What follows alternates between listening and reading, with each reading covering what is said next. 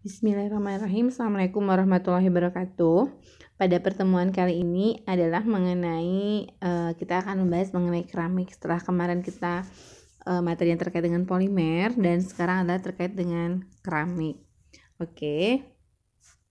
Nah, dalam keramik ini untuk pertemuan yang sekarang kita akan membahas mengenai definisi dari bahasa seperti apa, kemudian klasifikasi keramik, sifat keramik dengan teknik pemrosesan keramik. Nah, oke. Nah, di dalam klasifikasi keramik sendiri ada 3 macam, yaitu adalah keramik tradisional, kemudian keramik halus, dan keramik modern. Nah, sebenarnya apa sih keramik itu? Ya, secara bahasa, keramik itu adalah berasal dari bahasa Yunani yang artinya adalah keramikos. Apa itu?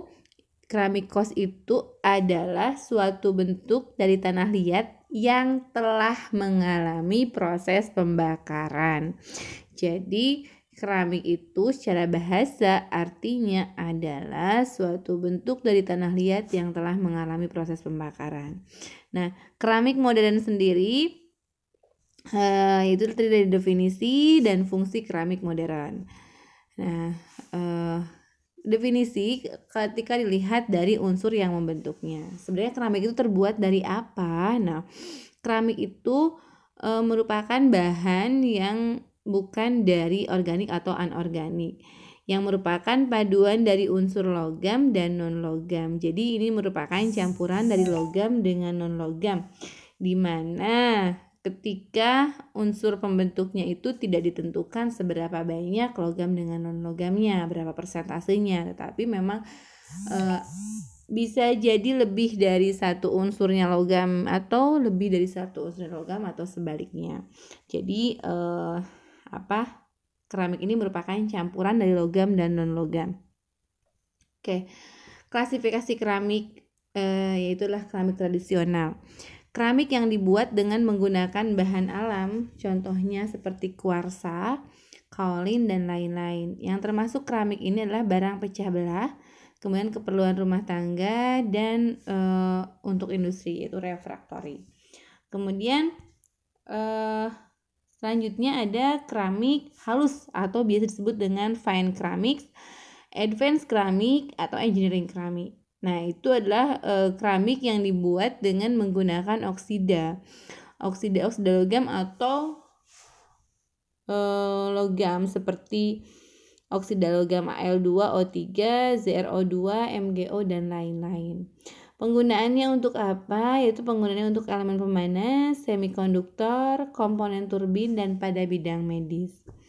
Nah, keramik modern sendiri, yaitu adalah keramik modern itu dihasilkan untuk memenuhi kebutuhan dari aspek ketahanan terhadap temperatur tinggi dan bahan kimia, seperti itu. Nah, oke. Nah, ini ada fungsi dari keramik modern. Apa saja? Yaitu adalah keramik struktural, keramik elektronik, dan keramik modern lainnya. Oke. Keramik struktural ini adalah keramik jenis ini yang mempunyai sifat mekanik yang baik. Antara bahan yang termasuk dalam golongan ini yaitu contohnya alumina, kemudian ada silikon karbida, ada silikon nitrida, kemudian komposit, dan bahan yang dilapisi dengan keramik. Nah, keramik elektronik yang termasuk dalam kategori keramik ini mempunyai fungsi elektromagnet dan optik, dan juga fungsi kimia yang berkaitan dengan penggunaannya secara langsung. Keramik ini digunakan sebagai bahan penyekat dieelektrik, piezoelektrik, magnet transducer, dan pensemikonduksi. Nah, kemudian keramik modern lainnya. Keramik modern yang lain adalah biokeramik dan keramik nuklir. Biokeramik terdiri dari bahan yang digunakan dalam bidang kedokteran dan pergigian. Contohnya apa? Alumina dan zirkonia yang telah digunakan sebagai gigi dan tulang sendi palsu. Nah, ini merupakan sifat-sifat keramik. Di sini ada sifat mekanik, sifat termal, kemudian bagaimana sifat kelistrikannya atau sifat elektrik, bagaimana sifat pencahayaannya atau sifat optik, bagaimana sifat kimianya dan seperti apa sifat fisiknya. Oke, kita buka satu-satu. Yang pertama adalah sifat mekanik. Berarti sifat mekanik itu adalah bagaimana ketika benda ini atau bahan ini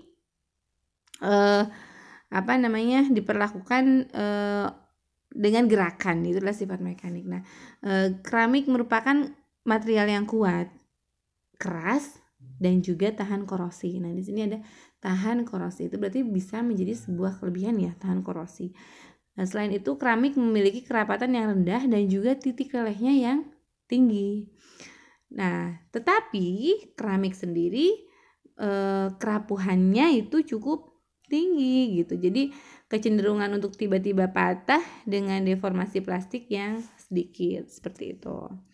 Nah, bagaimana sifat termalnya? Nah, sifat termalnya atau sifat panasnya itu mempunyai kapasitas panas dengan koefisien ekspansi termal dan konduktivitas termal. Kapasitas panas bahan adalah kemampuan bahan untuk mengabsorpsi panas dari lingkungan. Kemudian selanjutnya ada sifat kelistrikannya atau sifat elektrik. Nah, sifat listrik bahan keramik sangat bervariasi. Keramik dikenal sangat baik sebagai isolator. Berarti keramik itu memang bukan konduktor yang baik, tetapi merupakan isolator. Nah, beberapa isolator keramik seperti BaTiO3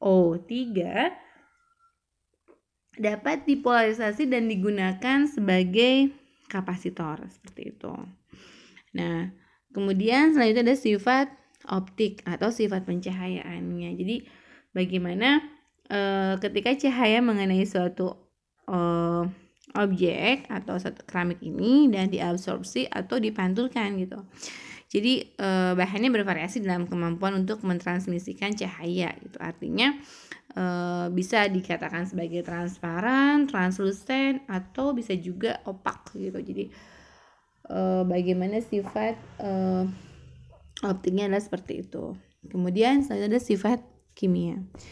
Salah satu sifat khas dari keramik adalah kestabilan kimia. Sifat kimia dari permukaan keramik dapat dimanfaatkan secara positif. Contohnya apa saja di sini? Ada karbon aktif, ada silika gel, zeolit, dan mempunyai luas permukaan besar dan dipakai sebagai bahan pengabsorb. Kemudian selanjutnya ada sifat fisik. Sebagian besar keramik adalah ikatan dari karbon, oksigen, atau nitrogen dengan material lain seperti logam ringan dan semi logam. Hal ini menyebabkan keramik biasanya memiliki densitas yang kecil. Nah, selanjutnya ada teknik pemrosesan keramik. Di sini ada merupakan sebuah siklus ya, yang artinya berarti akan terus-menerus seperti ini kalau memang tidak ada yang hilang di dalam siklus tersebut. Jadi dari mana pertamanya itu dari pembubukan, pembentukan, penekanan, sintering, annealing and aging, kemudian itulah tahap akhir. Dan ini akan terus berlangsung karena merupakan sebuah siklus jika memang sesuai dengan apa yang dikerjakan dalam pemrosesan keramik tersebut. Oke, nah apa itu pembubukan? Nah, di dalam pembubukan ini yaitu adalah bahan-bahan dasar keramik umumnya itu berbentuk bubukan. Nah, bahan dasar tersebut dapat diperoleh dengan metode konvensional atau dengan non konvensional. Nah, metode konvensional ini contohnya apa? Yaitu adalah kalsinasi, yaitu menguraikan suatu bahan padatan menjadi beberapa bagian yang lebih sederhana. Ada apa saja? Di sini ada milling. Apa itu milling? Yaitu menggiling atau menghaluskan bahan. Kemudian mixing, yaitu adalah mencampurkan. Kemudian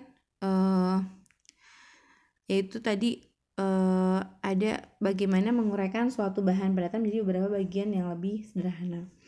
Oke. Sedangkan metode non konvensional itu misalnya teknik larutan seperti metode sol gel, metode phase uap, atau dekomposisi garam. Nah, kemudian selanjutnya ada pembentukan. Metode pembentukan ini bermacam-macam, misalnya saja dengan press isostatik dan aksial. Metode cetak lepas, yaitu dicetak hingga kering lalu dilepas. Metode cetak balut, yaitu bahan dibiarkan tetapi berada dalam cetakan atau cetak injeksi yaitu bahan dimasukkan ke dalam cetakan dalam cara diinjeksikan ke dalamnya.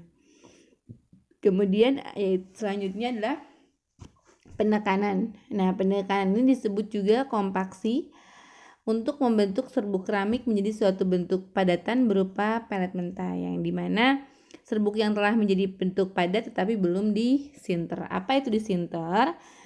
Yaitu adalah pemanasan yang dilakukan terhadap suatu material dan biasanya dalam bentuk serbuk yang pada suhu di bawah titik lelehnya sehingga menjadi bentuk padatan. Kemudian selanjutnya adalah annealing and aging. Nah, annealing ini adalah proses pemanasan yang lebih rendah dari sebelumnya dengan maksud agar parameter dan sifat yang diinginkan mencapai optimum. Sedangkan aging adalah proses pendinginan selama beberapa waktu tertentu. Nah, selanjutnya ada tahap akhir. Nah, pada tahap ini bahan keramik dikenakan berbagai perlakuan akhir sehingga dapat diaplikasikan sesuai dengan sifat bahan yang diinginkan. Perlakuan tersebut misalnya dengan cara mengasah, kemudian memoles, memberi lapisan logam, kemudian memberi mantel untuk perlindungan dan lain-lain. Nah, bahan-bahan keramik itu ada apa saja? Ada mineral, oksida sederhana, kemudian oksida kompleks dan silikat, non-oksida yaitu karbida, nitrida, blorida, logam senyawa yaitu intermetalik dan lain-lain, serta adanya aditif atau penambah lainnya. Oke teman-teman, untuk minggu ini saya cukupkan sekian dulu. Nanti akan dilanjut kembali pekan depan terkait dengan materi keramik. Sehat-sehat semuanya. Selamat menjalankan aktivitas yang lainnya, dan jika ingin ditanyakan nanti silahkan japri pada saya. Oke. Assalamualaikum warahmatullahi wabarakatuh.